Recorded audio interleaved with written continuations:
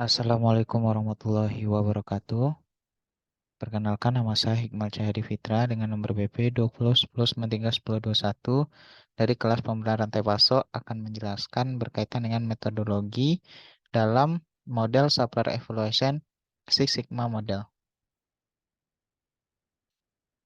Baiklah, pertama saya akan menjelaskan yang dimana untuk model yang saya gunakan ini untuk jurnal lebih lengkap berkaitan model ini tidak ada, jadi maka saya akan menjelaskan berkaitan data yang dibutuhkan pada model ini yang didapatkan dari buku. Jadi untuk jenis-jenis data yang dibutuhkan, yang dimana model ini mekanisme kualitatif yang didasarkan dengan bagian kendali mutu untuk mengevaluasi servis dan fleksibilitas pemasok dalam lapisan penyediaan bahan baku, proses manufaktur, dan distribusi. Nah, di sini juga diterapkan pemrograman bilangan bulat atau bilangan integer yang mana diterapkan untuk mengidentifikasi pemasok optimal di setiap lapisan. Jadi data yang dibutuhkan yang pertama itu berkaitan dengan service dan flexibility-nya, kemudian record the number of non-conformities atau jumlah cacat, kemudian jumlah supplier bahan baku, jumlah manufaktur supplier, kemudian jumlah distributor, jumlah layer, dan yang terakhir kapabilitas proses supplier untuk service dan flexibility.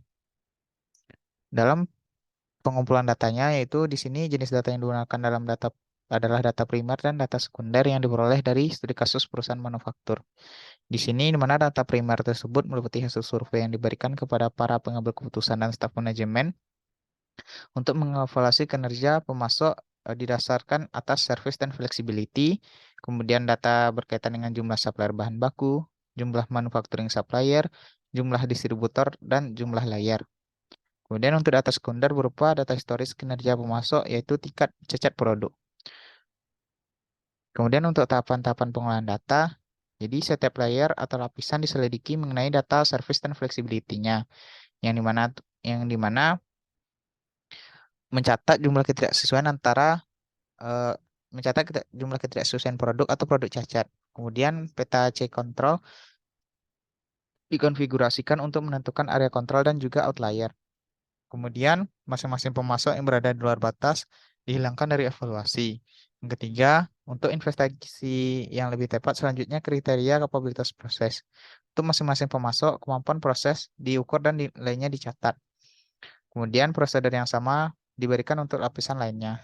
Kemudian selanjutnya proses normalisasi untuk mendapatkan koleksi pemasok yang optimal, yang dimana untuk decision variabelnya itu terdiri atas bilangan biner yaitu 0 atau 1. Kemudian kesimpulannya yaitu model yang digunakan untuk evaluasi pemasok dalam jaringan rantai pasok yang berfokus terhadap service dan flexibility, di mana layernya itu terdiri atas 3 layer, mana setiap layer memiliki variasi supplier dan dianalisis berdasarkan proses kapabilitas dengan memperhatikan kriteria Six Sigma. Lalu dilakukan proses normalisasi, dan untuk mengidentifikasi supplier optimal yang didasarkan atas proses kapabilitas, diterapkanlah dengan bilangan biner 0 atau 1. Sekian presentasi dari saya. Assalamualaikum warahmatullahi wabarakatuh.